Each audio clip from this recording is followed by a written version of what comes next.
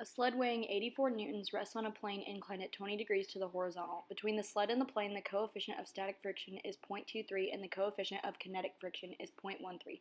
What is the minimum magnitude of the force applied parallel to the plane that will prevent the sled from slipping down the plane? Here is a visual of the problem. After completing your sketch, you must draw an FBD of all the forces acting upon the sled. In this case, since the sled is on an incline, we will refer to the forces parallel to the incline as the x-axis and those perpendicular as the y-axis. Since the sled is not moving, this means that the forces on the sled are balanced. In order to show this balance, you must break the force of weight or gravity into its components, like I have done here. Next, you must use the two-column approach and Newton's second law to start solving. After setting up the correct equation, we are going to start off by finding the normal force acting on the sled on the y side.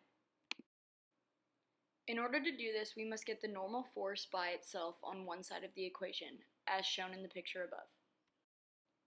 Once you have done this, you can plug in 84 newtons for the force of weight and 20 for the degree of the angle, then solve. After you have found the normal force, you will later plug it into the x side to solve for the force applied. This will make sense later in the video. Moving on to the x side, or parallel forces, the equation is set up according to the FBD drawn earlier in the video.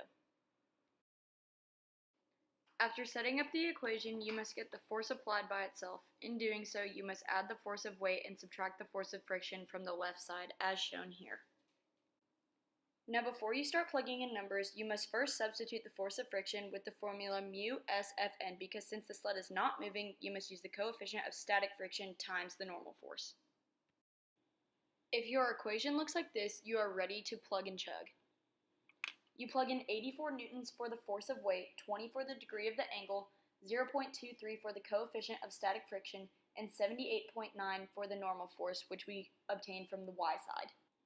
Now plug into your calculator and solve. You should get approximately 10.6 newtons as your force applied. This means that the minimum magnitude of the force applied is 10.6 newtons. Congratulations, you're done, and thanks for watching.